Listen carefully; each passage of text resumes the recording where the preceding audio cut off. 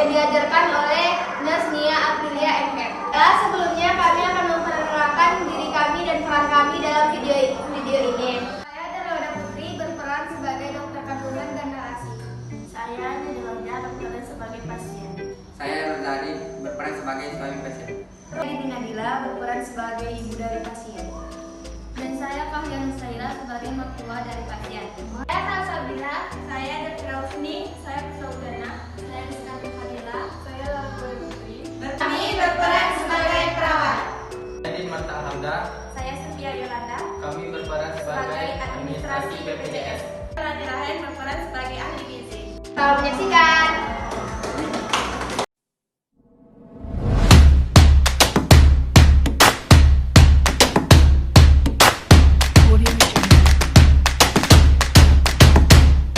Di desa Amabi terdapat pasangan suami istri yang berasal dari latar belakang yang berbeda.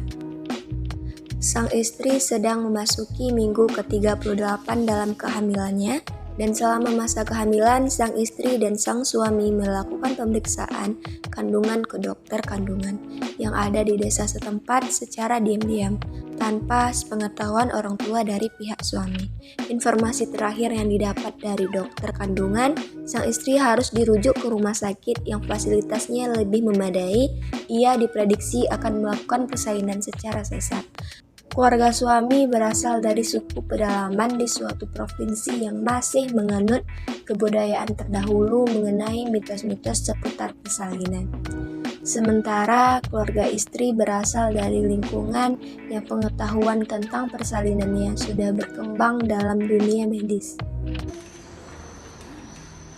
Kepada Nyonya Nira, silakan masuk.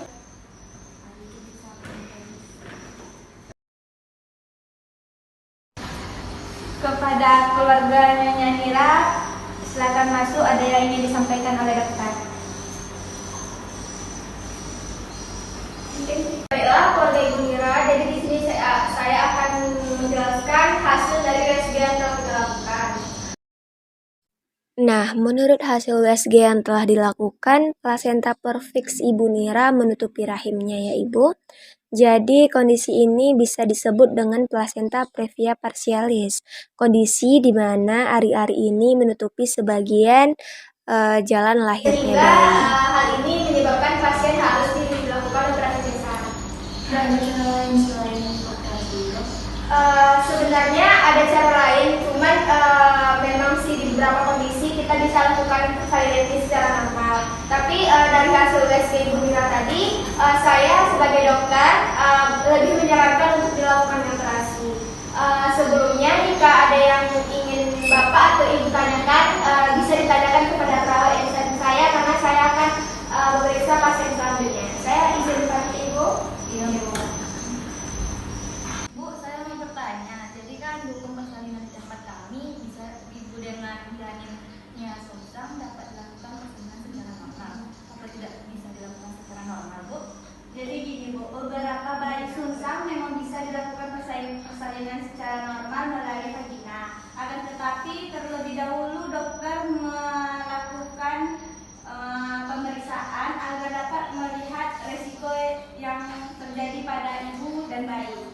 Tapi ya Bu, di kampung Den ada tetangga yang anaknya susah bisa melakukan persalinan secara normal Bu. Iya memang benar Bu, pada kondisi sungsang memang bisa dilakukan beberapa proses. Tetapi sungsang dengan kondisi yang dialami oleh Nyonya Nira ini sudah berbeda Bu. Berdasarkan hasil USG tadi, bahwasannya ari-ari Nyonya Nira sudah menutupi jalan rahimnya bayi.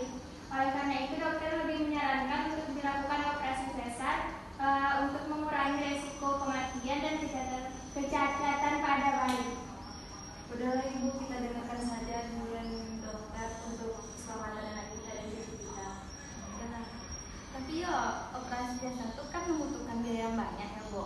Jadi kami nggak mempunyai biaya untuk membayar. Ibu tenang saja, jangan khawatir. Di rumah sakit ini kami menyediakan pelayanan BPJS. Nanti Ibu bisa langsung urus ke pihak administrasi rumah sakit ya Bu.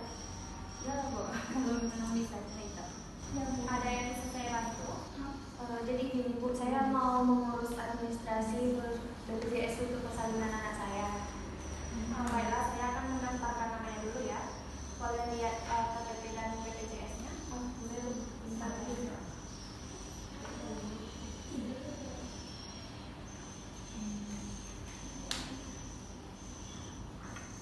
Oke. Baiklah Bu, setelah administrasinya selesai, kami akan memanggil Ibu kembali. Ibu bisa menunggu di ruang tunggu. Baik Bu, terima kasih. Permisi Bu, selamat pagi. Bu dengan benar dengan pasien merah. Usianya berapa Bu? 20. Saya sesuaikan dulu ya Bu dengan bilangnya. Gimana keadaannya sekarang Bu? Sudah Bu sehat. Kalau begitu. Tujuan kami datang ke sini bahwasanya ahli gizi menyarankan ibu untuk mengonsumsi daging sapi setelah dilakukannya operasi sesar karena kandungan protein pada daging sapi dapat mempercepat pertumbuhan luka operasi sesar. Tapi Bu, di keyakinan kami tidak boleh mengonsumsi daging sapi karena sapi dianggap sebagai ibunya dari dewa. Maaf sebelumnya Bu, kami menyinggung kepercayaan Ibu. Baiklah, saya akan mengonfirmasi kepada ahli gizi apa saja yang boleh dimakan untuk proses penyembuhan luka. Begitu kami pamit dulu ya Bu, kami tinggal dulu. Ada yang bisa saya bantu, Nes? Bu, saya mau menanyakan, pasien dengan nama Ibu Ira di Kamboja, dia tidak boleh mengonsumsi daging sapi karena kepercayaan mereka. Apakah ada makanan lain untuk proses pengeringan luka? Baiklah, sampaikan kepada keluarga pasien untuk mengkonsumsi daging merah seperti ayam dan juga mengkonsumsi telur. Baik, terima kasih Bu. Ya. Baik Bu, saya sudah konfirmasi sama ahli gizi untuk pengeringan luka. Ibu boleh mengkonsumsi daging merah seperti ayam dan telur. Baiklah Bu, saya pamit